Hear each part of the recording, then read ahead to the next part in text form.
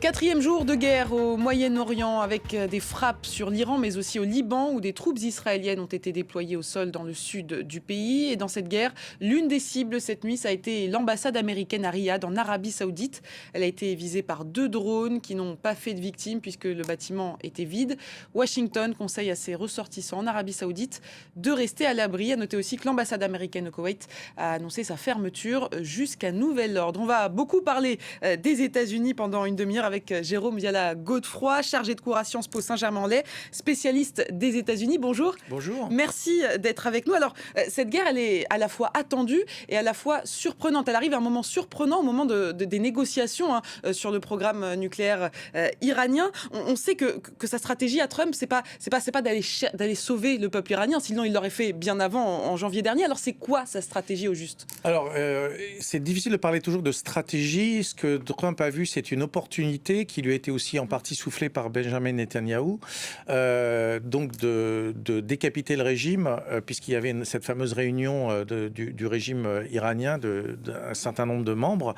Et Donald Trump, il y avait une opportunité. En fait, ce qu'il veut faire, lui, c'est marquer vraiment l'histoire, faire ce que aucun autre président n'a pu faire, et être dans cette confrontation permanente, et éventuellement avoir un deal. Et s'il y a un renversement de régime, tant mieux, mais ce n'est pas l'objectif, effectivement. L'objectif affiché, c'est plutôt un objectif, disons, sécuritaire. Nucléaire iranien, voilà, le nucléaire, les missiles balistiques. Mais voilà, c'est aussi... on exagère un tout petit peu la menace, en tout cas en la considérant plus imminente qu'elle ne l'est nécessairement, pour justifier une intervention qui est quand même une opportunité, de l'opportunisme par rapport à une situation... voilà, et il y a eu le soutien très important enfin, en tout cas d'Israël, enfin en tout cas la volonté même d'Israël de faire ses frappes, ce qui explique la décision en partie de Donald Trump. Justement, cette attaque, c'est lui qui en a eu l'idée ou c'est Israël qui a rejoint l'autre ? C'est plutôt une idée américaine ? Alors c'est aussi une idée de Donald Trump depuis un moment. On a bien vu qu'il y a eu cette armada, comme il le dit, qui est arrivée dans la région. Donc Donald Trump veut un peu en découdre, effectivement. Et donc c'est un dialogue qui s'est fait, mais ce qu'on voit, c'est qu'à l'intérieur même du cabinet de Donald Trump, il y avait des désaccords. Il y avait aussi une sorte de réticence du chef d'état-major. Donald Trump a un peu ce récit contraire, disant que tous ses généraux étaient d'accord avec lui, parce que les conséquences risquent d'être plus importantes que ce qu'il a pu faire avec le Venezuela. Les pertes humaines ? Et en pertes humaines, en conséquences économiques, en conséquences géopolitiques. On n'est pas du tout dans le même cas de figure que le Venezuela. Or, pour Donald Trump, ça a été un peu un moment de bascule où il s'est dit que ce qui s'est passé avec Maduro et avec le Venezuela, à peu de frais finalement, ça, c'est quelque chose qu'il peut réitérer et avoir un récit de victoire à terme. Et ça, c'est vraiment important pour lui. Justement, aujourd'hui, on en sait un peu plus sur la manière dont cette attaque a été préparée. Je vous propose d'écouter les précisions de Cécile Galluccio. L'opération a nécessité, oui, plusieurs mois de préparation. D'abord, il a fallu que les dirigeants se mettent d'accord, à savoir Donald Trump et Benjamin Netanyahou. Et puis, il a fallu que les services de renseignement américains et israéliens, la CIA et le Mossad, travaillent main dans la main. Le point de départ, ça a été l'opération Rising Lion, ou plutôt l'après-Rising Lion. Souvenez-vous, c'était une guerre qui avait duré 12 jours en juin 2025, durant laquelle l'État hébreu et Washington avaient frappé des sites militaires et nucléaires clés en Iran. Lors de cette guerre, Ali Khamenei avait disparu très profondément sous terre, dans son bunker, donc difficile de l'atteindre. C'était pourtant visiblement déjà dans les intentions de Trump et Netanyahou. Après la fin de cette guerre, en juin dernier, la CIA et le Mossad ont mis toutes leurs informations en commun, grâce évidemment à leurs espions sur le terrain, grâce aux sources au sein du régime iranien qui coopèrent avec la CIA et le Mossad, grâce aussi aux écoutes téléphoniques et à la surveillance satellitaire. Selon plusieurs analystes, la décision américano-israélienne d'attaquer l'Iran aurait été prise le 11 février lors de la visite de Benjamin Netanyahou à Washington. Selon la BBC, il se serait entretenu avec Trump pendant près de 3 heures lors d'une réunion inhabituellement discrète. Dans les semaines qui ont suivi, le directeur regardé du Mossad, David Barnea, s'est rendu à Washington à 2 reprises, suivi par le chef du renseignement militaire israélien et le chef d'état-major de Tsahal. Une coopération, regardez, qui a donc porté ses fruits puisqu'ils ont réussi à obtenir les habitudes de communication du guide suprême, ses déplacements grâce à des drones furtifs et des satellites, les horaires de ces déplacements et l'emplacement des responsables des services de renseignement iraniens également. C'est comme ça qu'ils ont su qu'une réunion de hauts responsables iraniens allait se tenir samedi 28 février dans un complexe à Téhéran dans la soirée.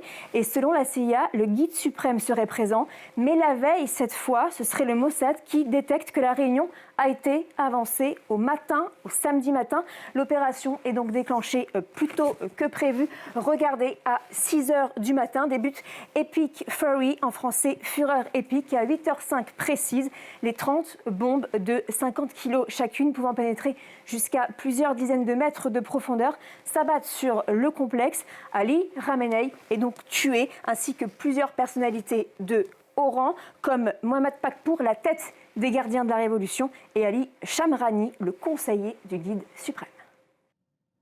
Pour être sûr d'atteindre autant de représentants iraniens, c'était maintenant ou jamais pour Donald Trump? Oui, exactement. Et c'était pour les deux pays d'ailleurs, hein, pour le gouvernement israélien également.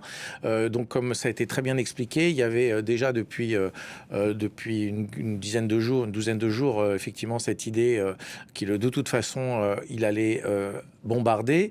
Donald Trump a quand même eu des retours aussi de personnes comme Tucker Carlson, qui est venu souvent, hein, cet influenceur important, ancien journaliste de Fox News, qui est totalement contre, qui représente cette frange MAGA contre une intervention à l'étranger, qui était allé voir le président, qui a discuté avec lui. Manifestement, le président n'a absolument pas écouté cette partie de la frange MAGA qui s'est exprimée pourtant directement à la Maison-Blanche.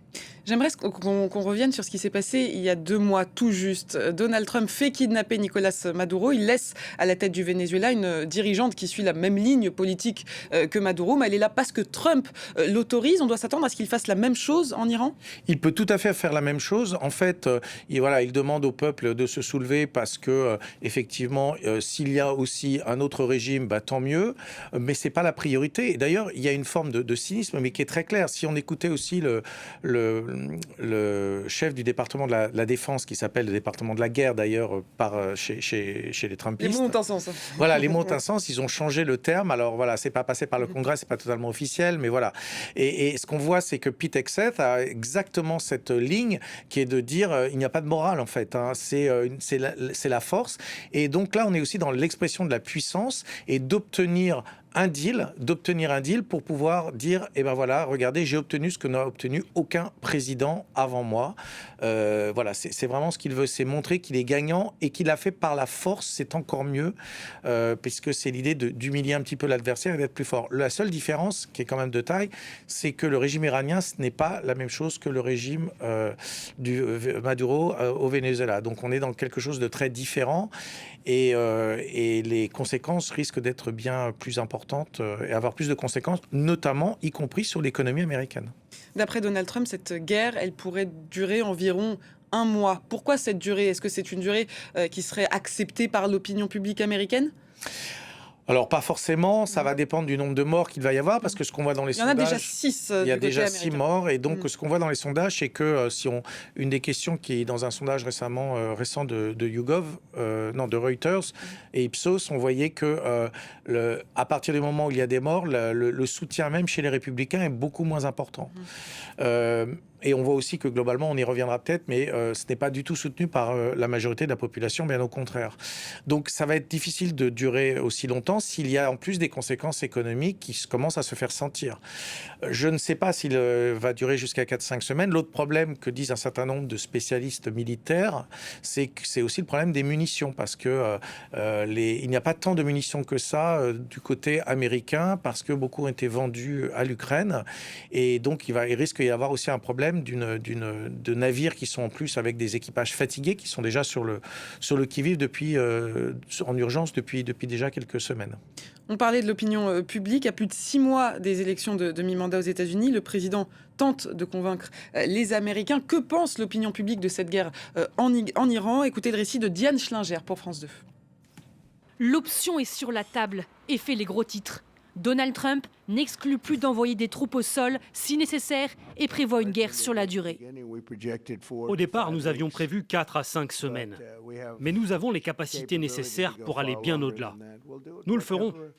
La presse dit « Oh, le président veut agir très rapidement, car après cela, il va se lasser. » Je ne vais pas me lasser.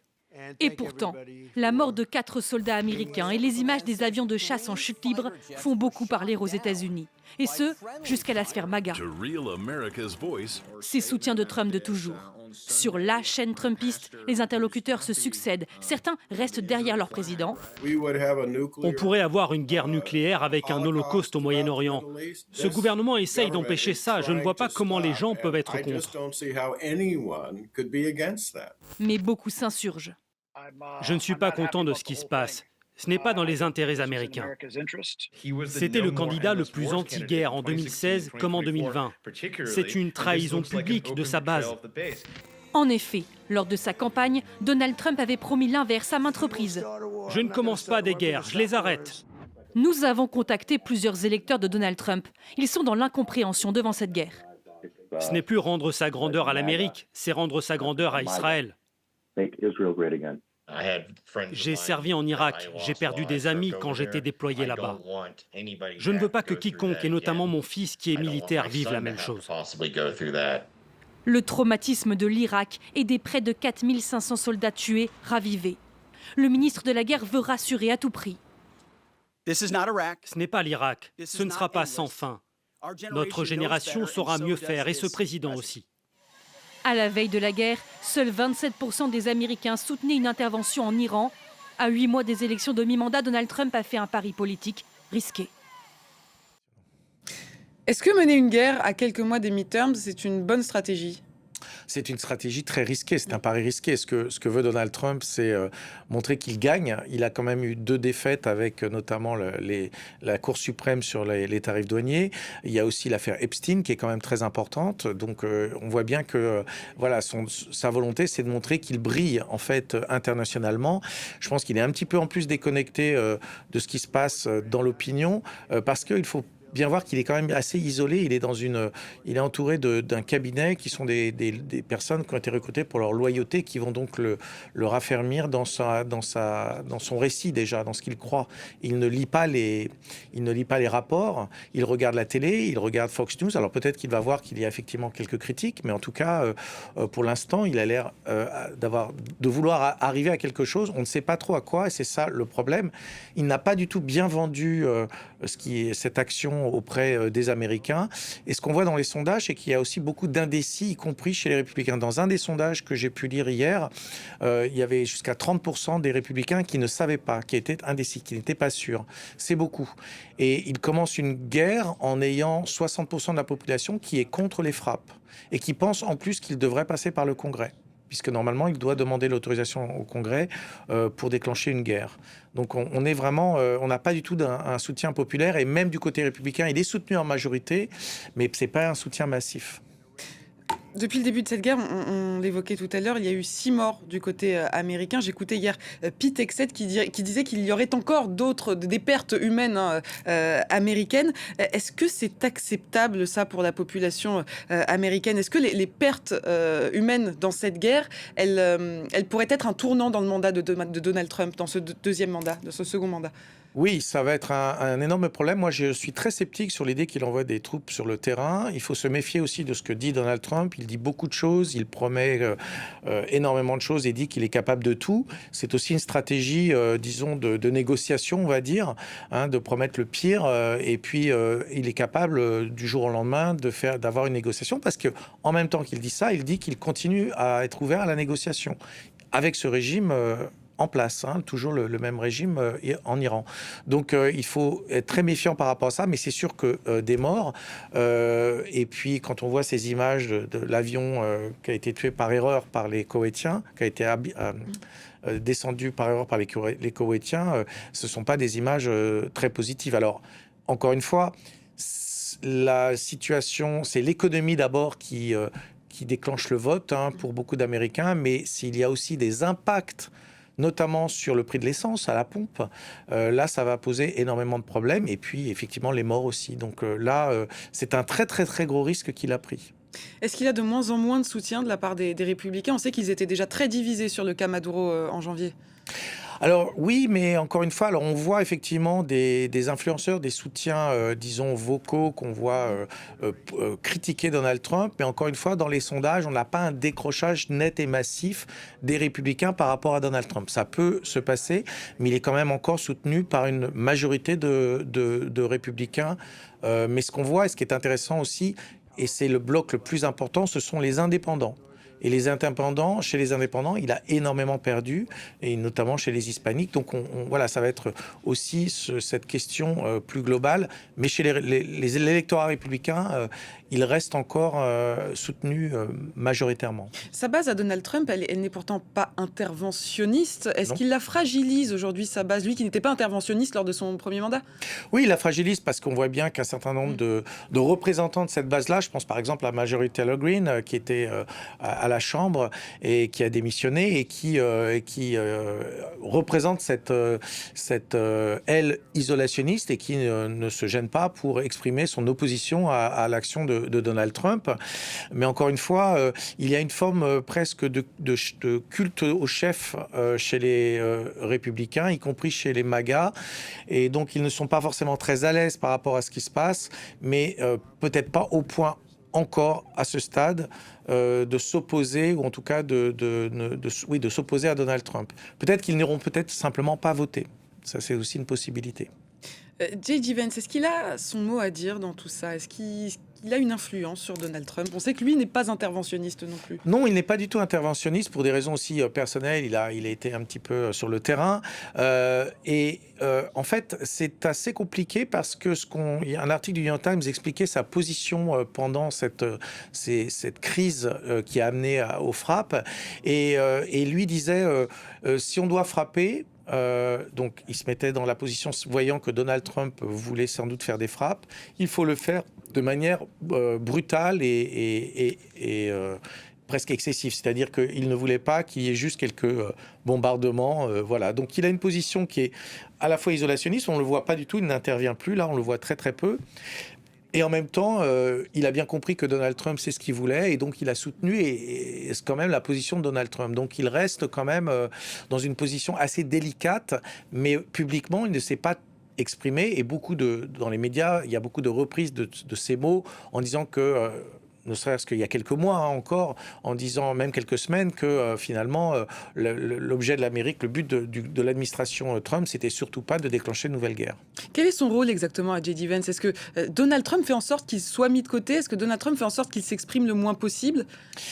Alors, il joue...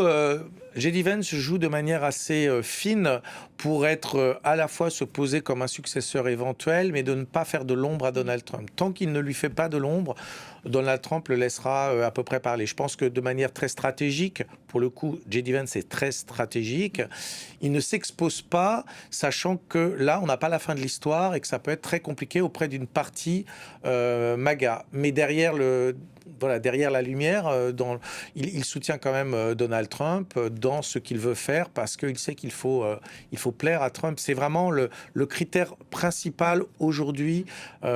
Pour conserver son poste, en tout cas. Pour conserver son poste et pour être élu encore à l'heure actuelle, c'est de plaire à Donald Trump. Est-ce que toute cette offensive en Iran, c'est pas un moyen pour Donald Trump de ne pas perdre la face? Sa pression militaire n'a pas eu l'effet escompté. Est-ce qu'il n'avait pas le choix pour faire céder les gardiens de la révolution? Oui, alors c'est surtout, je pense que c'est plus global. Je pense, moi, qu'il y a cet aspect-là, effectivement, mais il y a aussi un aspect plus général de vouloir marquer l'histoire. On en est vraiment là. Il le dit très souvent, il sait que c'est son dernier mandat. Il fait très souvent référence à ses prédécesseurs, à Barack Obama, à Joe Biden. Tout à fait. Il met son nom partout, c'est pas par hasard. Il renomme les bâtiments, il veut faire des monuments, il veut marquer le temps, marquer l'histoire. Et donc là, il veut marquer l'histoire par rapport à l'Iran. L'Iran, c'est quand même c'est cette vieille histoire qui date de la crise des otages de 1979. Donc il dit tout le temps, là, d'ailleurs, je fais ce qu'aucun autre président a fait. Et donc il voudrait faire tomber ce régime. Ça serait vraiment quelque chose de super pour lui, parce qu'il pourrait dire, j'ai fait ce que n'a fait aucun autre président. Et pareil au Venezuela, c'était aussi, il y a l'idée de faire ce que personne n'a fait d'autre. Effectivement, il a réussi à faire enlever Maduro, et puis éventuellement de faire tomber Cuba. Il y a aussi cette idée de faire tomber ce régime qui, pareil, est un régime qui s'oppose aux Américains, enfin aux États-Unis. Ça pourrait être la prochaine cible des Américains ? Disons que l'idée, ça serait de faciliter la chute d'un régime qui est quand même très affaibli par ce qui s'est passé au Venezuela, puisqu'ils n'ont plus la manne pétrolière qui ne vient plus aujourd'hui du Venezuela, puisqu'il y a ce contrôle des Américains aujourd'hui. L'élection de Donald Trump en 2016, elle avait été vécue comme un choc, et pourtant on constate quand même une réelle différence par rapport à cette dernière élection, à ce second mandat.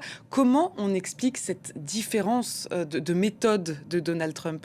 Alors, il est d'abord entouré de gens qui ne l'empêchent pas, qu'il a recruté pour justement faire ce qu'il leur demande. Donc en général, on a c'est assez bien documenté, c'est dit d'ailleurs par les membres du cabinet, c'est que quand il demande une chose une fois, on attend. S'il demande une deuxième fois, on s'exécute. Donc il y a déjà cet élément-là. Il y a aussi le fait qu'ils sont bien mieux préparés. Ils ont eu 4 ans pour se préparer. Et le cas, par exemple, de Stephen Miller, qui est le chef adjoint de la Maison-Blanche, en fait, qui a profité de cette période pour bien pouvoir s'aguerrir à tout ce qui est la possibilité par rapport notamment aux tribunaux, dans la rédaction des décrets présidentiels, par exemple. Donc on voit que c'est une équipe qui est globalement bien mieux préparée. Et on a la Susie Wiles, qui est la Chief of Staff, donc du chef du cabinet chez Trump, qui a une relation bien plus proche avec les autres membres du cabinet. Donc il n'y a plus cette division qui existait dans le premier mandat Trump. Est-ce qu'il prépare l'après Donald Trump ? Il prépare l'après par rapport à l'héritage qu'il veut laisser. Il a beaucoup plus de mal à préparer l'après par rapport à une personne qui pourrait lui faire de l'ombre. Parce que le problème, c'est qu'il va devenir ce qu'on appelle un canard boiteux en anglais, c'est-à-dire un président qui aura moins de pouvoir parce qu'il ne se représente pas, et que donc les regards se tournent vers l'héritier éventuel. Donc ça, c'est quelque chose qu'il craint. Il veut toujours pouvoir marquer de sa patte. Donc ça va être la suite va être très compliquée, parce que ce qui réunit en fait le monde MAGA et les républicains, c'est la personne de Donald Trump elle-même. Ce n'est pas un projet. Et quand on regarde en fait à l'intérieur du monde MAGA, il y a des factions et il y a des logiques très différentes et des attentes très différentes. Et ces factions pourraient se battre pour justement l'héritage et la suite du Trumpisme. Pour revenir sur les conflits en cours dans le monde, on sait que Donald Trump veut contribuer le moins possible en ce qui concerne l'Ukraine, l'aide apportée à l'Ukraine. L'Ukraine ne peut plus vraiment aujourd'hui compter sur les États-Unis. Et pourtant, il va mener une guerre en Iran qui va lui demander beaucoup de moyens. Comment il justifie ça, de dépenser autant d'argent pour cette guerre en Iran et de ne pas en donner à l'Ukraine pour se défendre face à la Russie ? Il a justifié de plusieurs manières, mais les deux principales, c'est une question de sécurité. C'est-à-dire qu'il dit, voilà, c'est l'urgence de la sécurité par rapport au nucléaire. On ne laissera pas l'Iran avoir le nucléaire.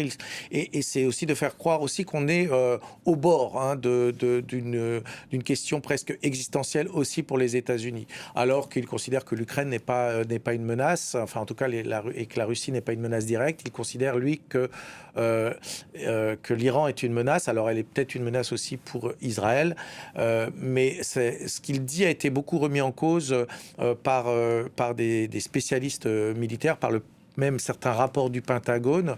On sait que la menace n'était pas du tout imminente. Et ça va être un problème ensuite.